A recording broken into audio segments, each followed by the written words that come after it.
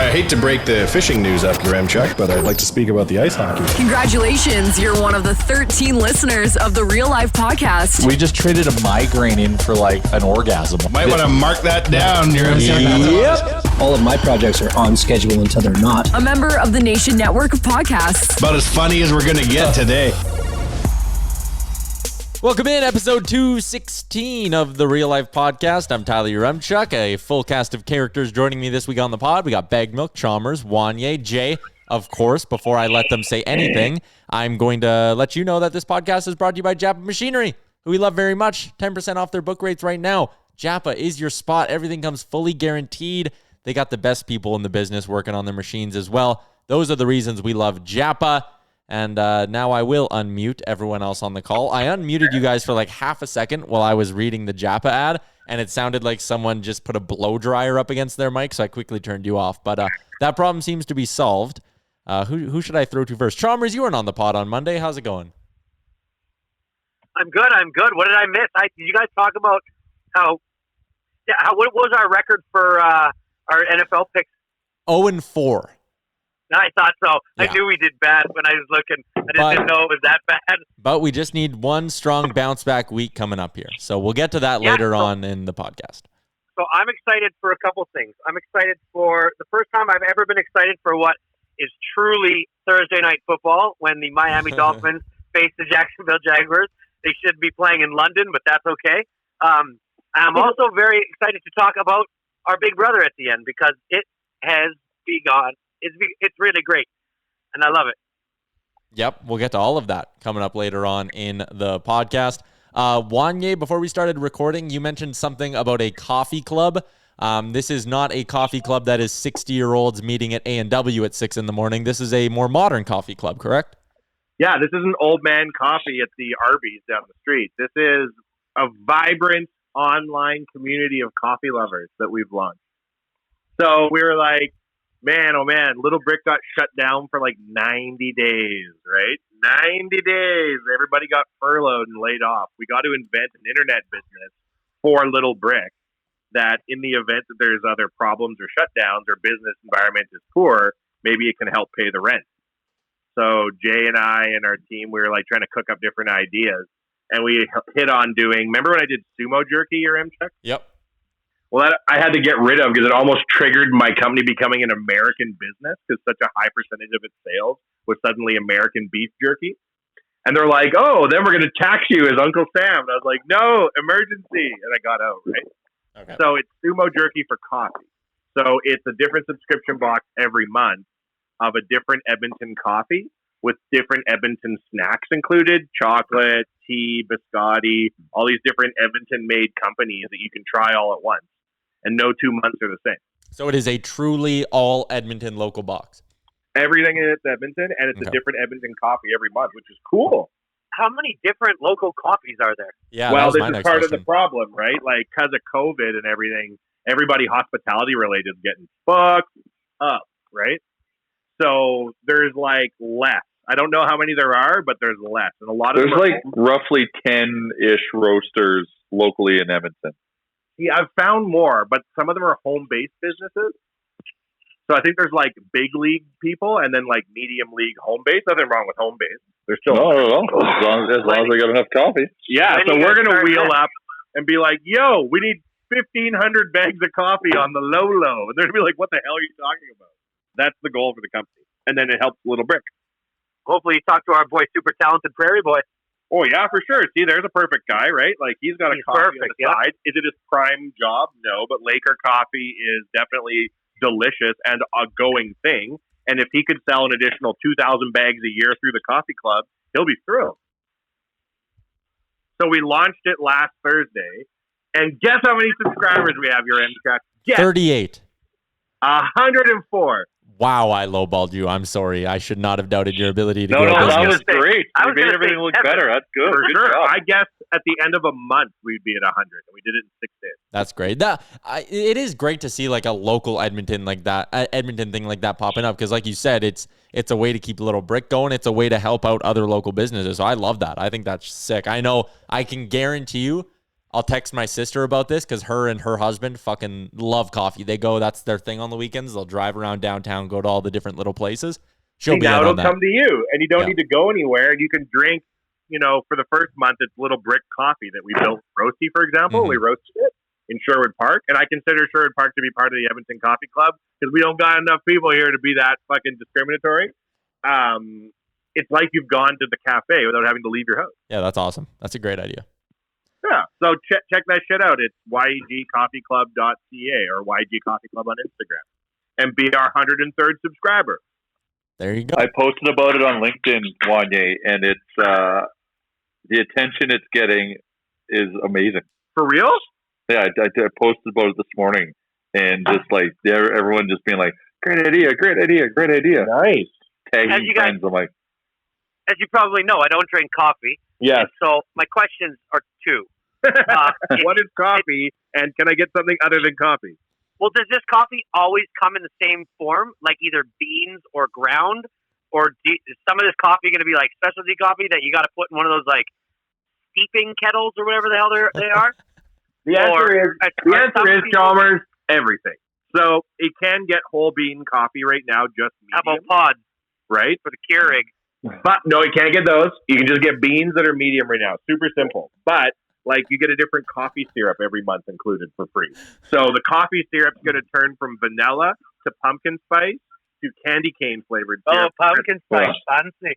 Chalmers, to answer your question, it is up to you, the coffee drinker, the home coffee drinker, which discipline of drip that you want to pursue. Whether it be just put it in your coffee machine, French press, AeroPress, Clover, that's on you.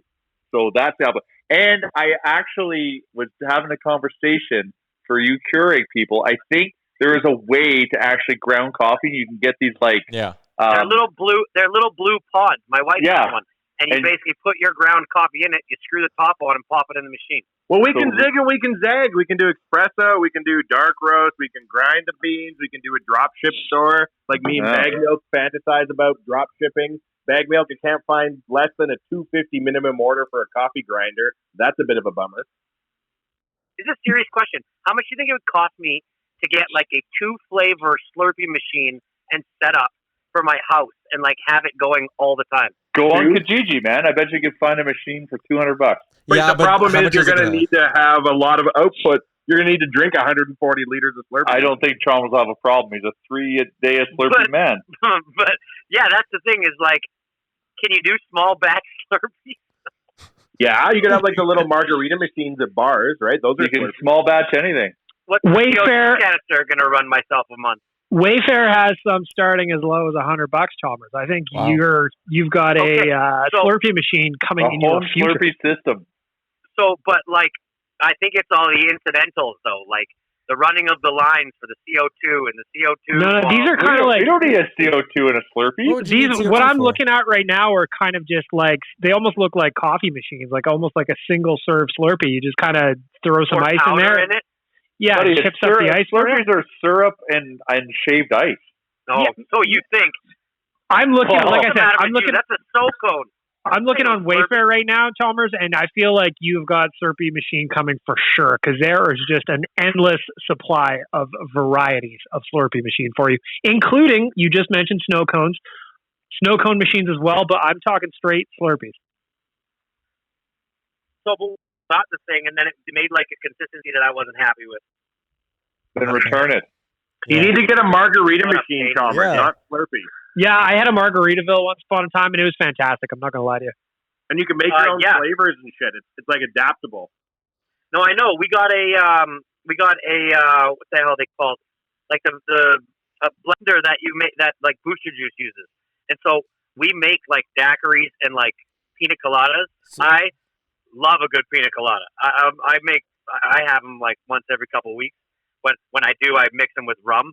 You got to do that right. You can't mix the rum first. You got to mix the rum later, or else you got to make it super thick right off the bat too, because the alcohol won't freeze, right? So, Chalmers, the number of times I can count at a party where you start off the night as a high-grade craft mixologist.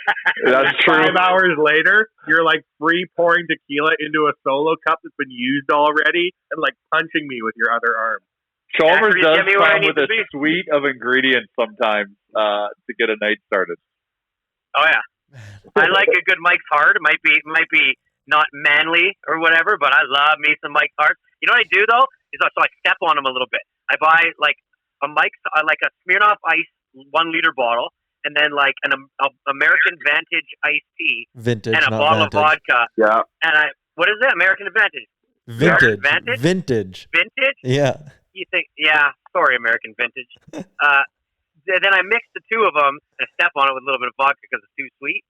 Matt, you got yourself a really nice little John Daly there. Yeah, you're dead after like 2 of those probably. Nah, your kidneys hurt, but I mean, what else? It's gonna hurt. It's gonna hurt the next day anyway. Gotta hurt from something. Yeah. That just sounds like one of those drinks where you start piling them back and then all of a sudden you're in real trouble. You know what I mean? It's like if you're in Vegas and you go to Margaritaville and you start pounding hurricanes and all of a sudden you can't walk and you almost fall in the Bellagio pool. Yeah, So I've heard. they're sneaky. They creep up on you fast. That's right. Jay, remember when we went to Vegas that one time? It was so hot. We got those comically large purple drinks with the neck lanyards. Yeah. That's like the only time in my life where I was so hot I didn't realize I just drank 4 feet of Slurpee. Is that the trip where people actually ended up in the Bellagio fountain? Yeah. No, that's when we went and saw Avicii. Oh yeah, Oh, I that was wasn't the at that stag. one. That was the stag. Yeah. Yeah, it was a different day. What's this there's, story? In Nashville, there's a drink called Bushwhackers that are renowned, and like they tell you, like, do not drink more than 2. Well, me and my buddy drank 4, and wow, So says you, fuck faces. wow, that was So you're a nice. Chuck. Were you asking about the Bellagio fountain? Yeah. So my stag it started out being it was a trip to Vegas for the weekend. And it started out with like probably 16 of us. And quickly it became wedding season. And a couple more of my buddies were like, well, hey, like I'm getting married. Why don't we just like all do our stags? And so I think there ended up being like 35 people on Super that. stag. Yeah, It was a super stag, 3 people stag. And 2 guys on our stag made it all the way from the bridge of the Bellagio to like, gosh, I want to say, did they end up at the front doors, which is a stupid plan, but No, they they went went- from the front door to the bridge. Yeah, they went from front to back. Yeah. Sorry, And they no, made it. like, yeah, they made it. They We got ran all the way chased over with it, there, but they still made wearing their expensive watches and shit, and they're idiots. So they got They away made it. like nothing happened? They just jumped No, in? no, swam? they jumped in, they swam across, and then got away. Wow. I'm surprised there isn't more security there. Well, After huge that pool on day, it. they said. Actually, one of our friends just put on our group another video of somebody doing it. It's like he does that once every couple months off of this like Instagram account or something that only posts videos of people that go in the Bellagio fountain. I puked in those fountains once. Really? Yeah, Wanye was talking about those giant drinks you get in Vegas. Yeah. The best. I had one too, and it was just like, it was so sweet that by the time I got to the bottom of it, it just like the stomach was rolling. I was actually staying at the Cosmo that's right there, but I couldn't make it. And I just projectile vomited bright red puke into the Bellagio fountains. And it kind of mixed along nicely. It looked like blood in the water for a second. It was And then a very special moment, Tyler. the fountains later shot your puke 100 feet into the air. It's the sight that every Vegas tourist deserves to see, frankly. I miss when we were in Vegas. Vegas, Tyler, was a lot of fun. You know what? I will attest to that. I went golfing with Matty Jones, who was on our trip to Vegas with us, and it got me You thinking. went golfing during that trip? No, like I went golfing recently with Matt Jones, who was on that the last Vegas trip with us. He hung out with us. You a went lot. to Top Golf though, didn't you? When we were down there. Yeah, I went to Top Golf when you were down there. Can never miss a chance to do Top Golf. I love Top Golf. I've never done it before. Oh, what? It's so much fucking fun. I know. I got to find a place. You know what? The one There's thing nowhere about me is no matter if I get on a plane, there ain't no chance I'm picking up the sticks. I never golf on vacation. Never. I don't know if I'd ever go golf 18 or whatever, but Top Golf is like, I remember me and my buddy went, we did Top Golf. We ordered it was like an 18-ounce pitcher of booze, and we just downed that for like 2 hours, and you hit the ball. It tells you like how hard you're hitting it too, so you can just go up there and try to hit the piss out of it. It's a great time. Anyways, I'm going to transition here. Oh, no, actually, I want to go right into this. Jay, you said you had a good story that you wanted to share on the podcast. Well, I guess it's a story. I've got an interesting relationship and bond that is formed. Do any of you have a wave buddy? A what?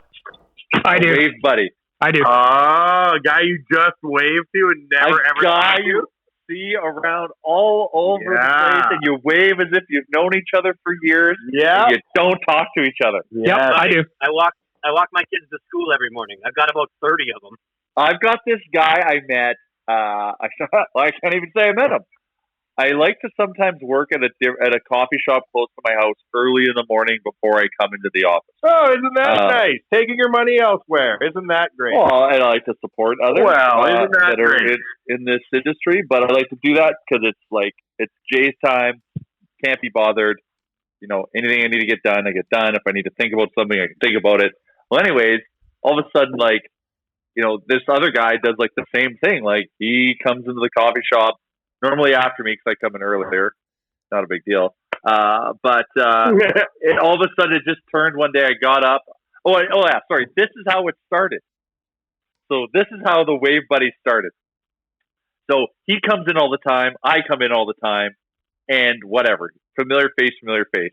One day, Mark Spector is in the coffee shop. What? Oh, yeah. Yeah, I'm name dropping. So I see Spec, and he's looking at me squinting. So I wave at him, but who's coming up behind him but my coworker in the coffee shop, and he thinks I'm waving at him. Oh, boy. So he thinks I initiated this wave. So now then after that day or that session, I get up, and then he looks at me and waves me goodbye, and then I leave. Now you've got a bond. Next thing you know, I'm there the next week. He wheels in, he looks at me, he waves, so I have to wave. Then I'm downtown at at a restaurant. I see him, he looks at me and waves.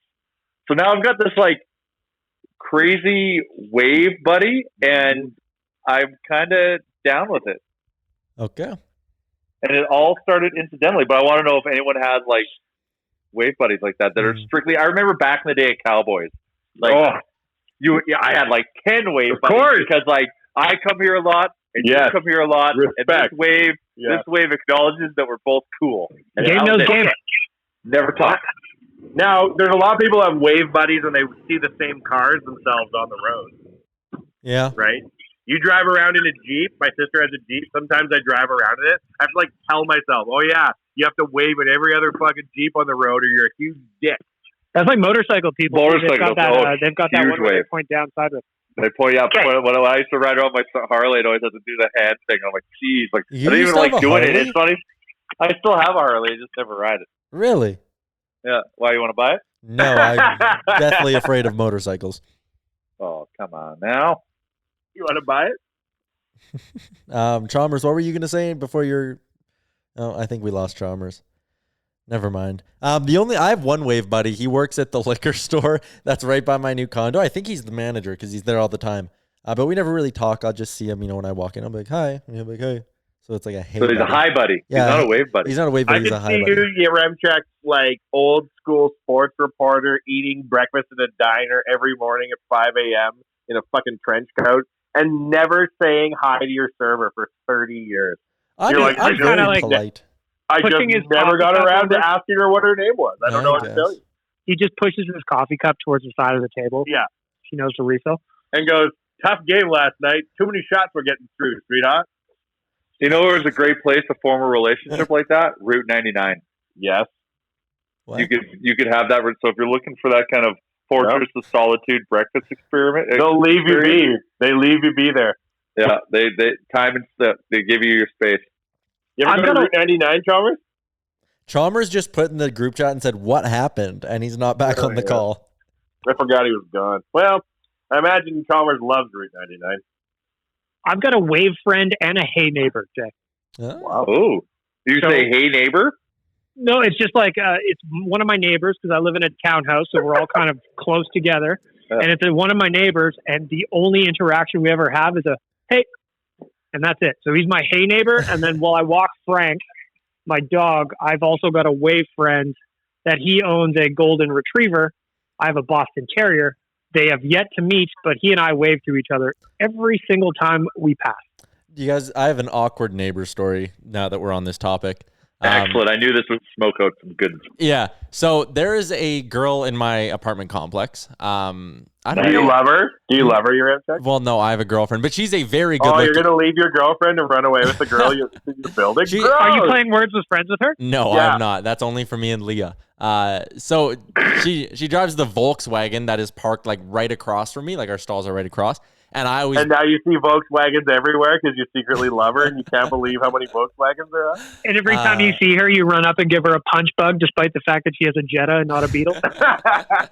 So, anyways, the other day, I always back into my spot. It's very easy to back into. What? And You're one of those guys? Of course you are. Well, no, actually, you know what? I'll never do it in public. In public, I always just do what's quickest, so I'm not holding people off backing in. What the hell is wrong with backing into a stall? Do you guys understand how physics of a car work? It's easier to back into a stall. Well, look who's fucking back, eh? I agree. Mr. Can't work his phone. Take your cape off. Chalmers, I agree with you, buddy. My parking lot where I'm at is tight. I have to back in. Like, you have to back. If you have a truck, most people, when they park forward, you have to do a clean and jerk. You got to do like a 3-pointer if it's tight. If you do it backwards and you're half-assed at it, you get it done first time every time. I do not understand what this thing about people backing into stalls. What you have a problem with it? What's your problem with it? I don't get it. So it's just unnecessary. Like, just pull in what is unnecessary like a gentleman. and then when I want to leave, your let's horse pull in the straight old out. days? No, you just go right up to the post, tie him up, and then would put you him in agree? reverse on the way out. Would you agree that parking lots can be chaotic places and that it would be more safe? So it would be more safe if when I'm pulling out and I'm done and I've got to leave that parking lot, that I pull out of my parking stall forward so I can see everything that's going on around me, other than the fact that other than backing out into the parking lot. Hold on, are you saying you want everybody to fucking back into their stalls? So when you back in, Chalmers, parking stalls, if you're pulling up to a parking stall, they're not designed to be backed into, especially if you're in a truck. What the hell are you talking about? Then your ass end hangs over further, and you're impeding. You're affecting public safety that are walking around, because now your ass end is just, your jackass ass end is now plugged way over the little parking stopper meridian thing. The back end of my... Yeah, exactly. You don't have to go that far. You have a backup camera. But you do, because what's your prompt? What is your prompt to stop when you park? When your tires nudge that little cement thing? No, you're absolutely ridiculous. Listen to me. So you're telling me that the only reason you stop in a parking spot is because your tires hit the concrete thing? No, but sometimes that's a guide. Sometimes that's a measure. Like, hey, guide. You need a guide. Learn to park your car. As a truck owner, Chalmers, the thing you definitely know is you can't park too short into your stall or your ass ends in the traffic. Jay, do you also have a tennis ball hanging in your garage to let you know when you're close enough? I'll have you know that I don't have a garage back now. Neither do I. You are so out to lunch on this. You have no idea. If I can back in and drive forward into a parking stall and stop at the exact same point, there's no difference there. If I know my truck or I know my car, there is zero difference to what ass end or fore end for the front of the truck stick out into public or out into the parking lot. The ass end sticks further into the ass end. You don't have to further. go that far. You're an idiot if you go that far. But then you have to stop so much shorter. What? Oh my God! Why? Tell me why. Well, if where you would put the nose of your truck is in the same place of where you put your back end. Yes, 100%. Yeah, that's called parking a car, JR. Holy fuck! Yeah, fucking served up like a front load parker. I am. Someone's talking out of his ass. You are. Oh no! Okay, the physical act of parking a car with the tires. It's why forklift tires are on the back. So you would rather just stop. Listen to me. You've already made a big ass of yourself. Just listen to me. I'm gonna back into this stall. Just fucking wait for me, and then I think you've made a fool of yourself enough, JR. I've got a question because I don't have a truck. Sure. Now, or a car. Doesn't matter. Well, it is different because I think with the truck, you need a wider berth to drive into the parking stall unless you've got a wide parking lot. So is there any difference, Jay, to make a drive-in park or a reverse park if you have to do like a 3-point turn into your parking stall with a truck? But don't you have to do a 3-point turn regardless whether on entry or exit? No, you don't, because this is what happens. If you just listen to me for 2 seconds. If you go in to pull forward into a parking stall and there's cars on either side of you, you have to do the wide turn where you get really close to the row behind you, and then you try to come in as straight as you possibly can. When you back in, it doesn't matter where the fuck you are. You could be anywhere. If your pivot point is your back tires, you could be as tight to either side as you want. It's less radius. It's less movement. The reason forklifts have tires in the back, that spin, is so that when they pull the stuff down, they can do a 360 turn and drive the other way without having to move too far, because like those are tight. So the physics of you can't put fucking tires that turn on the back of a car, because that just would make driving impossible. So when you're parking to get into a tighter spot, it makes a lot more sense to back the fuck in. And anybody that thinks it doesn't I can't say it. Well, then why park in a tight spot? Oh my God! What if you don't have a choice? Don't start making up stupid issues. Now, so if there is, okay, Chalmers, where I'll agree with you is if there's only one stall and it requires you backing in, I'm for it. Okay, I got a question. How do you park? Let's say who's got a really tight parking lot is the back of the Pint. How do you park a truck there if you're not going to back it in? There's only one place to park it, and that is you have to pull in forward, and it's that row that goes against the alley, so you can pull straight out. Because there's no way that parking lot is fucked. So your mom, let's just say somebody that you love in your family, your wife and your kids or somebody, they're walking from the Safeway door to their car. Would you prefer them walking down the parking lot with every single person that's about to pull out sitting in their car looking directly at them, or turned around and looking backwards and backing out of their stall? It's safer to get out of a parking stall if you're driving forward. It's just a fact. So anybody that thinks that parking forward in a parking stall or parking backwards in a parking stall, is for assholes and idiots, you're the asshole. You're the idiot. Chalmers, wow. No. I care. I would take my concern for safety even more and pull up right in the front and pick them up so they don't even have to go through that gauntlet. You just twist. You're such an idiot. I hate you so much. I love you more, but I love you more than anything. Son of a bitch. You guys are going to get married one day. It's going to be adorable. Oh, geez. All right. And the limo's going to back in to pick us up, isn't it? Where did we start with this? Who knew? Who knew that good. talking about Slurpee machines would turn into an argument about parking? Because it happened because I always back in. It's just fucking way easier. And when you used to be able to have a hitch in your truck at all times, if you have it sticking out, there's more of a chance somebody's going to drive past it. But if it's backed in, nobody's ever going to drive past it. Now they've changed the law. You can't have it someone anyway. will walk It's past a mute it, point. and then they'll take that hitch right to the shin. Do you look around, every single person that's listening to this right now, go into the parking lot that you go to, and there's only like 6 or 7 parking stalls probably in the or 6 or 7 parking stalls in the whole parking lot at the very front where they have the median in between the two cars. Most parking stalls don't have the concrete and don't have anything. It's 2 cars nestled right up to each other. So what are you walking between them anyways for? I'm not talking about walking in between. I'm talking about, say you're at Collingwood Mall, Chalmers, and you're going to your favorite place, Muggins, and you back into the stall right in front of Muggins, and now your hitch is now over onto the sidewalk in front of Muggins. I don't have the hitch in anymore. Listen. Well, we're talking about a situation about having a hitch. I wouldn't back in there because I wouldn't put the hitch in a place where it's high traffic.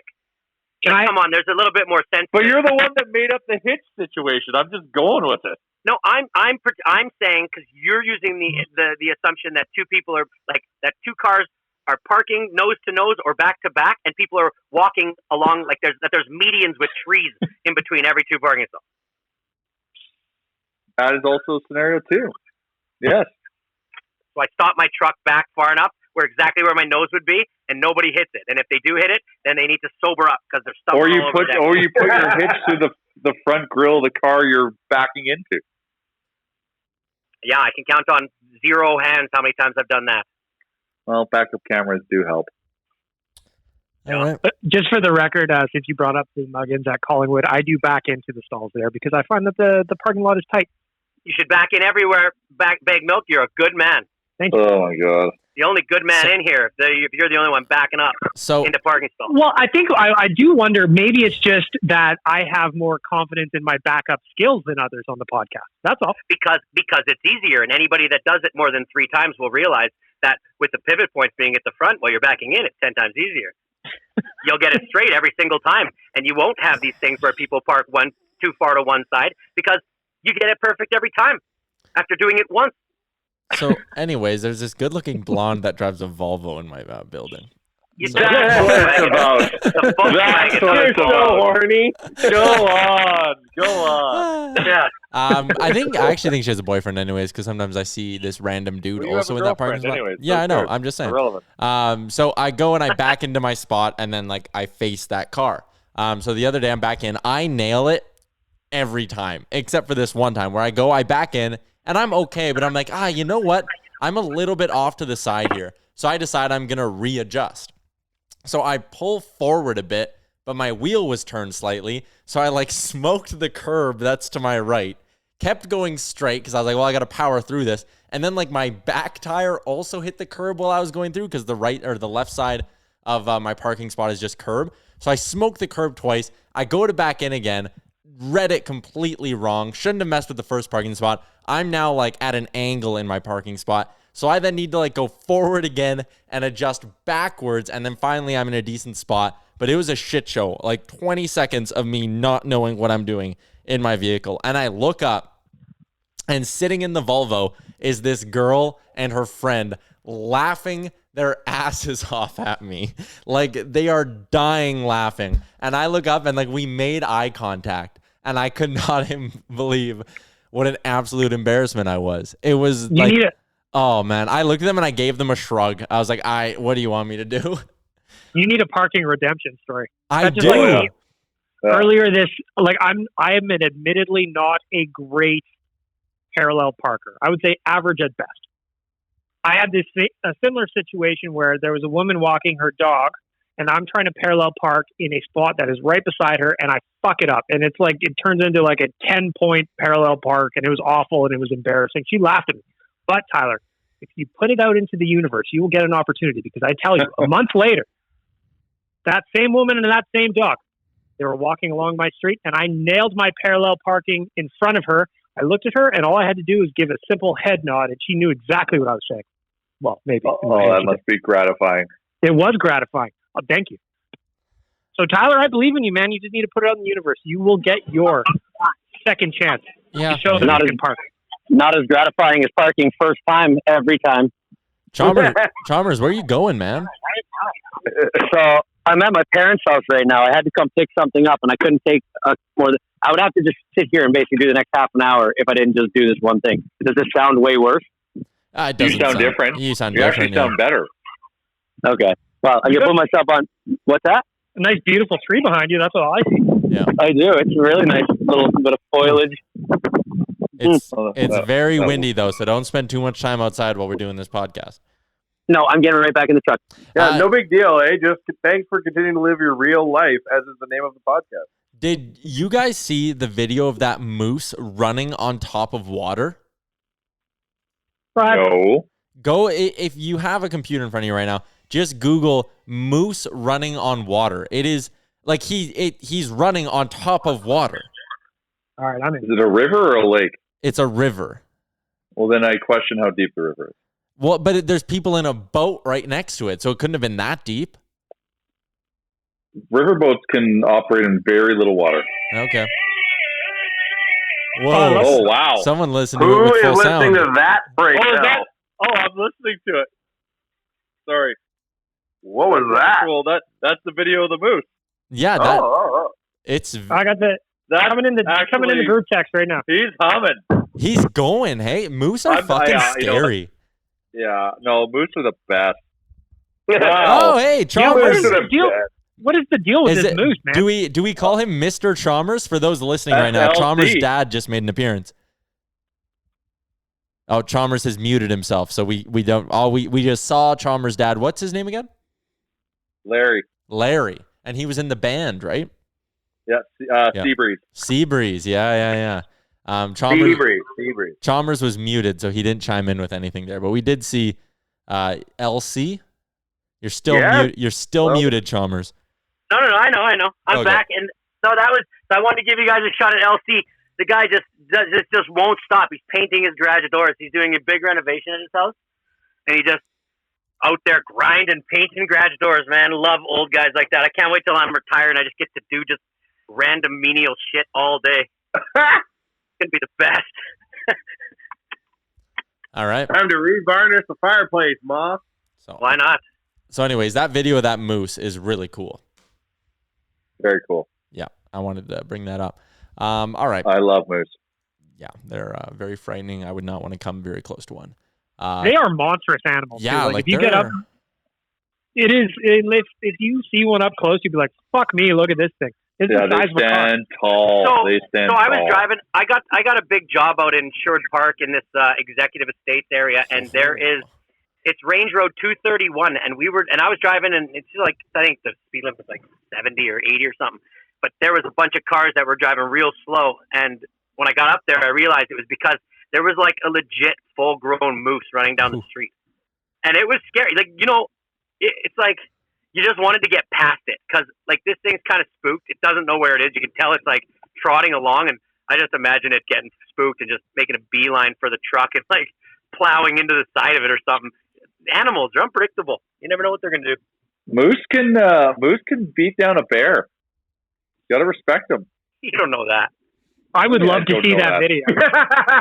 You don't know that. Shut up. What do you mean I don't know that? You know who told me that? A very wise man told me that. David watch out for Attenborough. moose and they can take down a bear. David Attenborough. He That's just signed up for the Instagram, by the way. Oh, excellent. There you go. All right. That story lost its YouTube video. momentum. I'll research later. That story got held up at the border.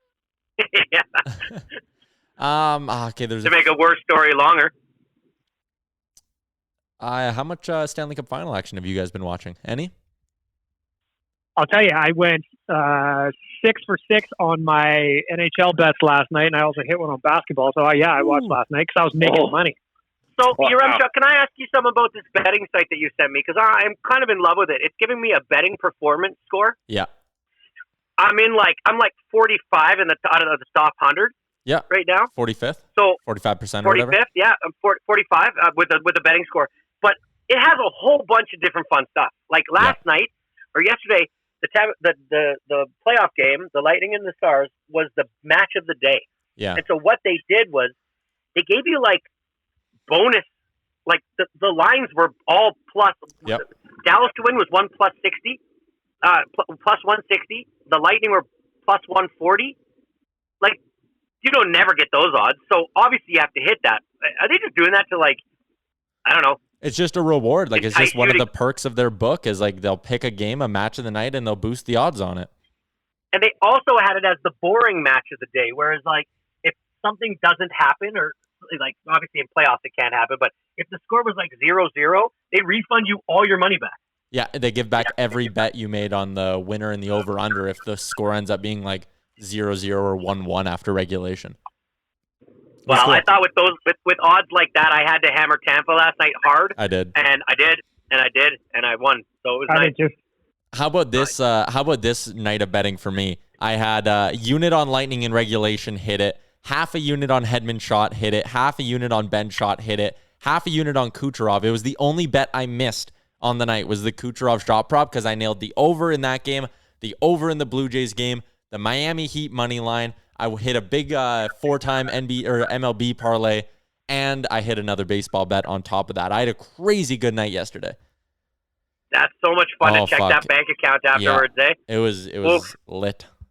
How did we do again in the football thing last weekend? 0-4. Yeah, so we were 0-4 in football last week, but we're going to redeem ourselves. I think our goal picking against the spread as a collective unit should be to be 500 on the year. I think that's a realistic goal. Spread's tough, but if we can be 500, that's a good bettors go 500. I know who my pick is this week, and everyone's going to be shocked. Okay, well, we can quickly diverge away from, well, I guess we were talking about betting in the first place because I asked about the Stanley Cup Finals. But, Jay, what's your pick this week?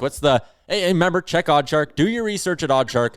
We love oddshark.com very much. They got the projected score. You can look at all the different lines, all the best places to place your bet, all the stats and info you need to be educated when you're laying down some coin.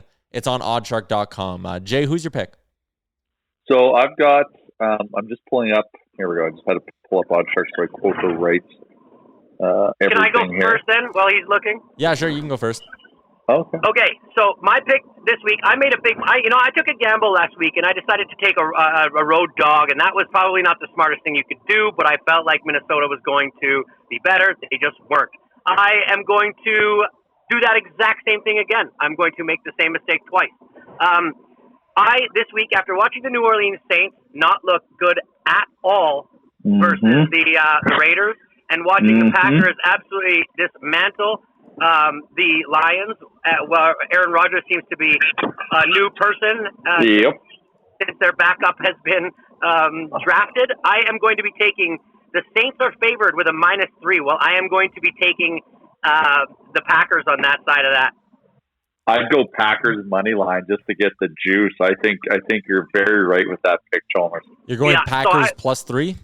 So I'm going to go Packers +3. That's correct. All right. Jay, my bet is real quick because I don't have anything analysis and I don't really know what I'm talking about. So I'm going to take the Steelers over the Texans. Lock that one in. Bag milk pick of the week. Steelers over the Texans. I like that. That's not a bad what's matchup. What's the spread on that? Wasn't that 10? No, it's 4. 4. Yeah. So Steelers -4 over the Texans. Jay, you got one? Yeah, I'm not. Although Cleveland is a good bet because I always bet on Cleveland. But oh my God, do not. They're -7 this week. I know it's too greasy. To the Washington it's too much. Football team, who looks actually pretty good if they put it together. It's too much. It's too much if they put it together. But Baker is looking good, and now him and OBJ are connecting, which is nice to see. My pick, honestly, is I think the Indianapolis Colts are fake news, and them at -11.5 over the Jets. You've got to take the Jets, baby. Well, okay. So your Chuck, he just said 11.5. I've got 10.5. So which one are we giving him? What does it say I'm on looking OddsShark? at oddshark.com. Well, I'm on the score, so I'm not on OddsShark. All right. Well, we know we go OddsShark odds here, so we'll go -11.5 or Jets +11.5, I should say. Yeah, you got to take that all day. For mine, I can't believe this line hasn't shifted more. But I'm looking at the Bucks over the Broncos -6. Their Broncos are banged up. No starting quarterback. Drew Lock is out. They're missing Von Miller like they have been all season. I cannot see a scenario. I know Tampa Bay, and as OddsShark points out, 1-5 straight up in their last 6 games against Denver. None of those matter because this is Brady's Buccaneers now, totally different.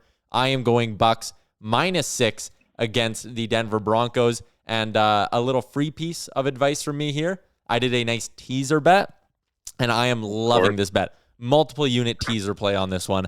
I'm going, you can, there it is. I'm going buying the 6 points on the Bucks, and then also taking the Texans and adding 6 points to them. So it's Texans +10 against Pittsburgh, Bucks at a pick'em.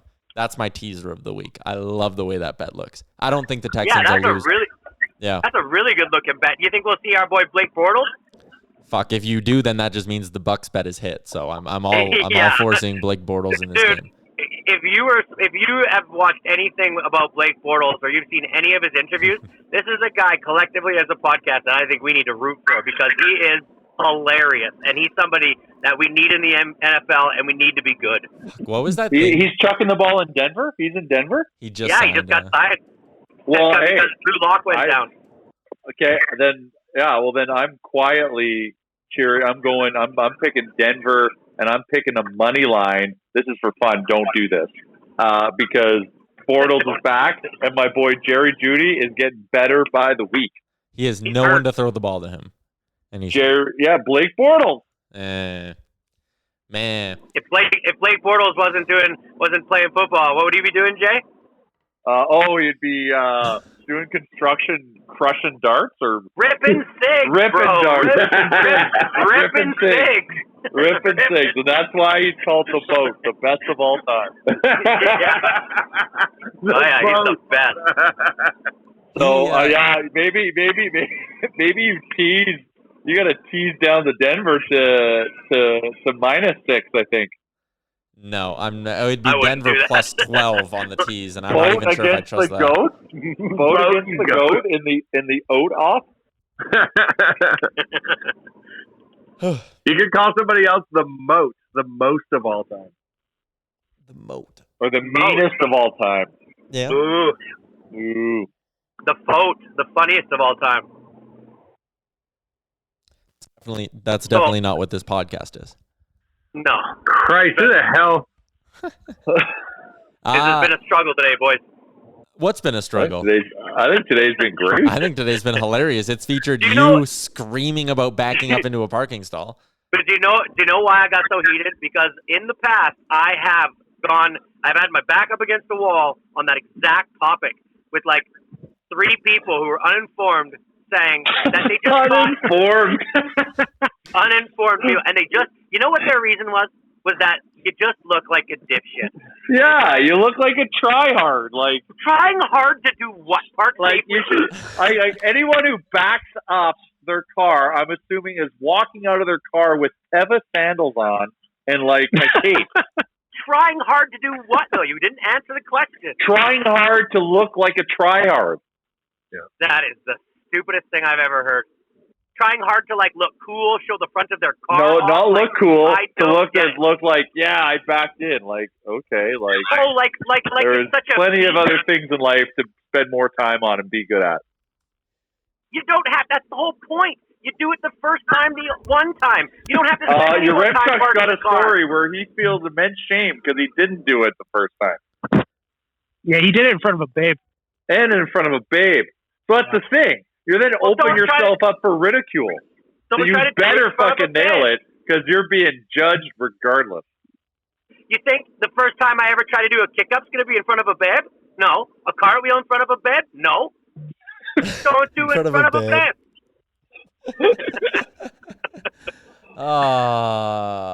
Okay.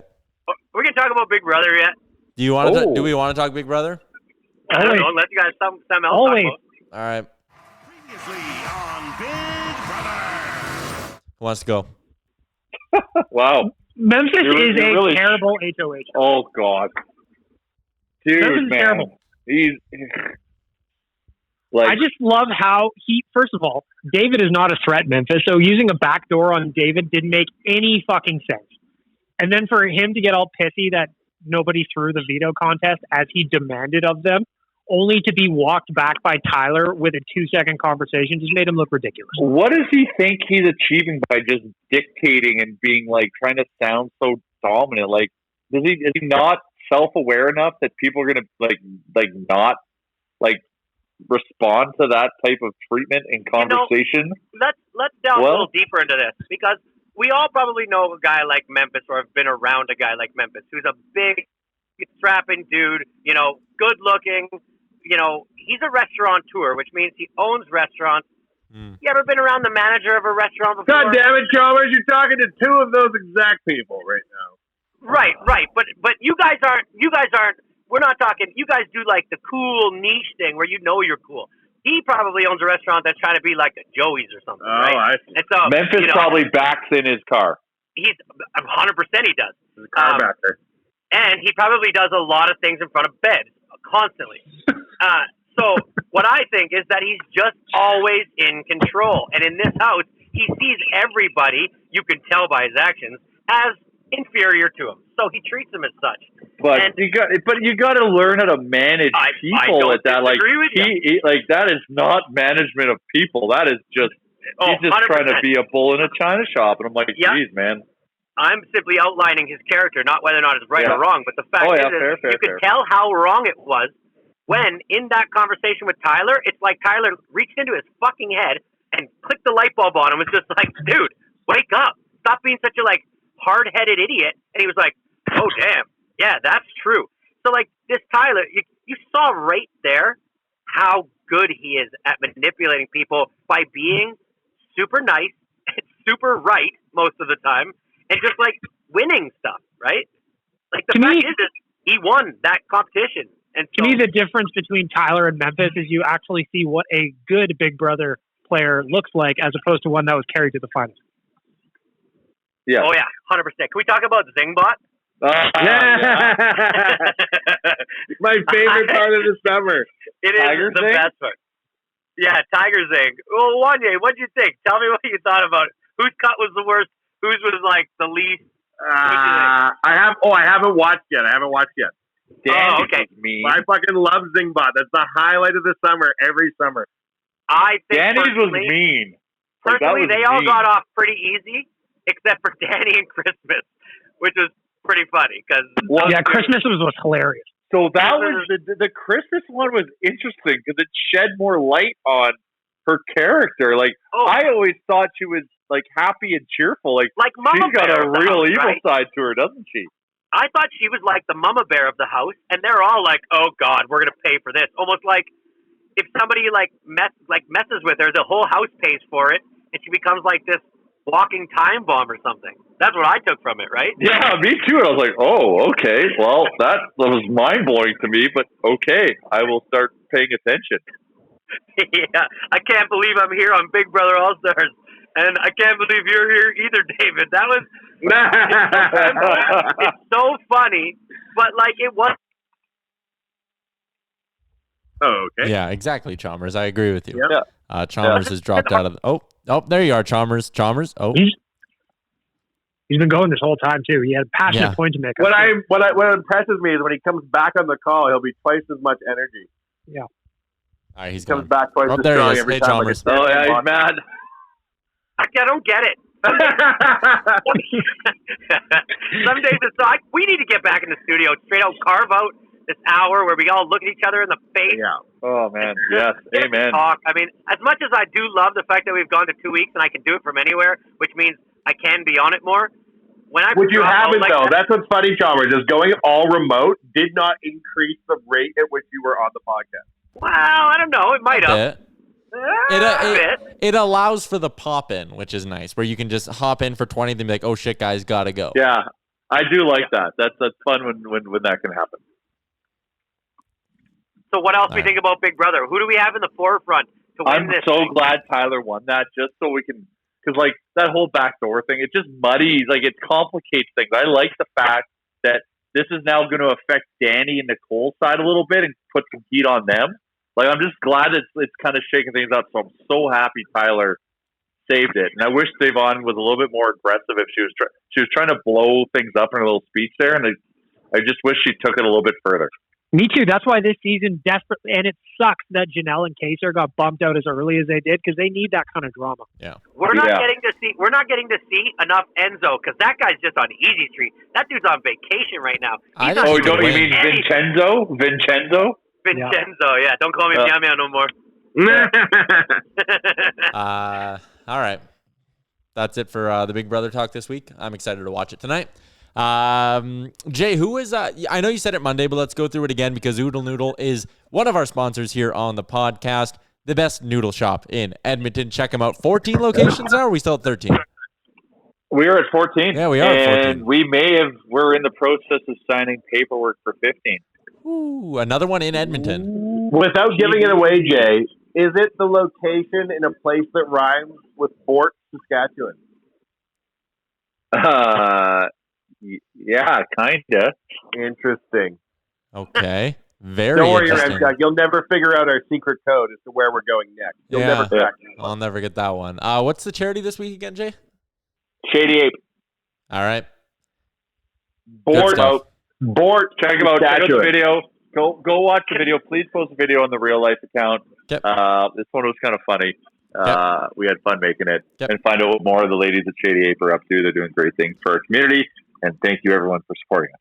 All right. There you go. And thank you, everyone. One more question. I got a question. For whoever runs the Dog Patch Instagram account, I've got one question. Why was Surveyor Brett tagged on a photo of one of my heroes Conway Twitty. What was that about? Yeah, good. Thank you. That's me. I'm doing the dog patch Instagram. Can you explain that to me for a second? Well, do you want the minute or the 2-minute answer to that? Quick one or the real answer? I feel like Surveyor Brett will like it because we were talking about him. True. Beg Milk's already laughing, so I know it's going to be funny. And we No, haven't it's heard just you like- enough it's today, just so 2 minutes. Yeah, To me, what's funny is that Tyler's like, all right, let's wrap this up. And then you got a question about Surveyor Brett on the Dog Patch Instagram. Whatever. We still got a few It's minutes. working. It's working. Okay, so I'm running like most of Edmonton's Instagram accounts now with Bag Milk, right? It's all us. It's just us running 10 phones and 80 accounts, right? And for Dog Patch, which is this little listening lounge that we're doing, I was like, well, what's my angle? Like, what is my social media move here? How is it different? Why is it fun, right? And I was like, all right, well, what I'm going to do is just set a vibe.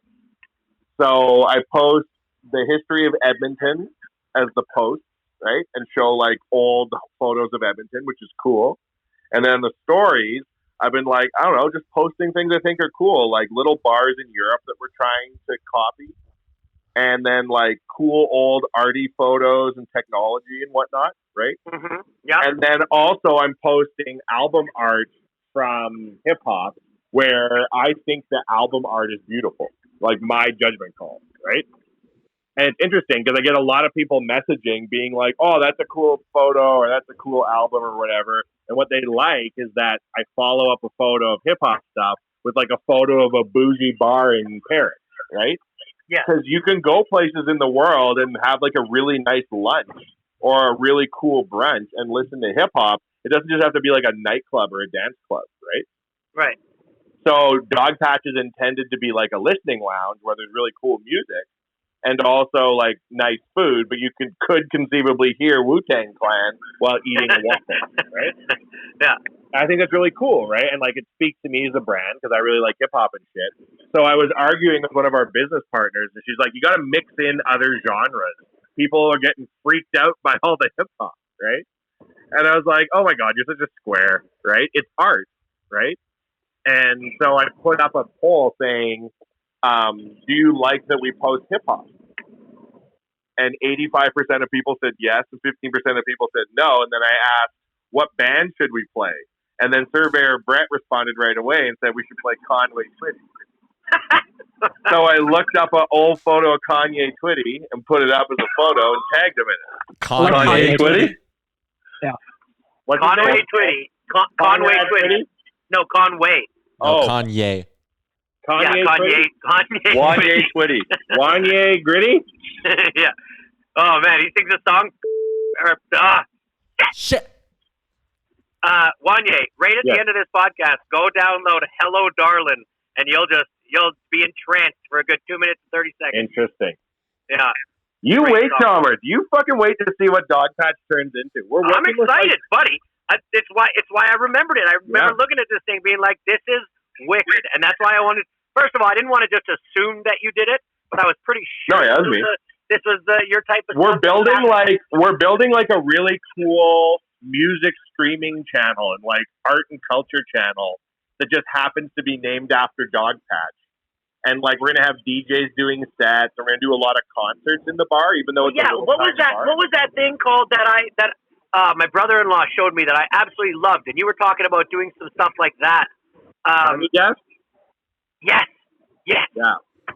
So like man. a little tiny concert that over the span of a few years, we're hopefully partnering with an entity that's going to provide us all these hipster bands when they come to town. And then we record a tiny desk type concert series in Edmonton and stream it out. Right? So And you do hip hop. Like there's hip hop acts in Edmonton, like Arlo Maverick and stuff like that. So yeah, you can or do- like, and it doesn't just have to be hip hop, right? Like we intend to try and stream folk fest if we can. We're working on it. Ooh. Right? And so it's part of a balanced breakfast, right? Like the Edmonton streaming that we want to do is different genres of music and stuff. We're going to have a DJ booth, right? And we want to do like lo-fi, like chill hip hop and stuff too, right? Like not just like club anthems like I love and hard stuff, right? But like cool music. But the point is we stream it all.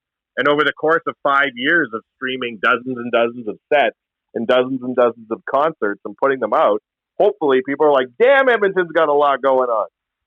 So when you start meeting with the bands, can I sit in? Can I come to those meetings?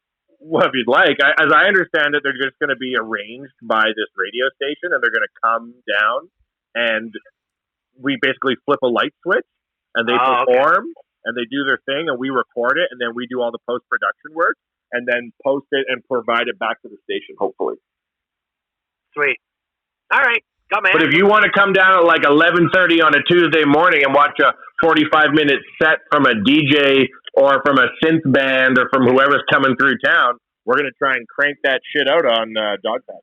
Yes, that's the part I want to be involved. That'd be cool, right? It'd be cool to go down there. It's so small and like there's barely anyone there, but there's this band knocking out a tiny desk. You'd be like, that's cool. That'd be the coolest thing ever. Yep. Yeah. Jay, what'd you announce this week? What are you joining with Explore Edmonton? Oh, I'm a board member now for which was Edmonton Economic Development. Is now been rebranded and called Explore Edmonton, and now I am a board member. Is this just a way to get your trips to Finland paid for, or what? Oh no! But the interesting thing is we get to help kind of help out what Edmonton Tourism and Explore Edmonton is up to, and also kind of help kind of come up with ideas and kind of help kind of shape kind of what the next 2 to 5 years of Edmonton will look like from a visitor economy standpoint. So all that hosting of Euros to Edmonton is now paying some dividends, and I get to be a part of a pretty cool opportunity. Well, important, motivated people always need to be on boards of something, and I think this is like the perfect one for you at this point. Oh, I appreciate that. This is my first time on a board. It's really interesting. A lot of work. Well, it's weird because the CEO of a thing is coming to present to us about what it is they plan to do and is looking for our feedback. And I'm like, what the hell am I into here? This is some high level shit. So, it's wild. So far so good. And like the terminology being used, like terms like quorum and stuff like that are all being fired around like crazy. But it's a good group of people. So looking forward to it. Good stuff. I just pulled forward into a parking stall just because it was easier for me to back into the one across from it, just so you know. Cool. Proud of you, Chalmers. Like that's so much work. All right. Episode 216, Real Life Podcast, brought to you by Japa Machinery. Check them out online, japamachinery.com. We're always tagging them on Instagram and Twitter, so make sure you follow us and then go follow them on Instagram and Twitter. Thanks for tuning in. I'm Tyler Urumchuk. For Wanye, Jay, Chalmers, and Bagged Milk, hope you enjoyed episode 216 of the Real Life Podcast. Great job on making it through the entire hour of the Real Life Podcast. Don't forget to like and subscribe wherever you get your podcast from.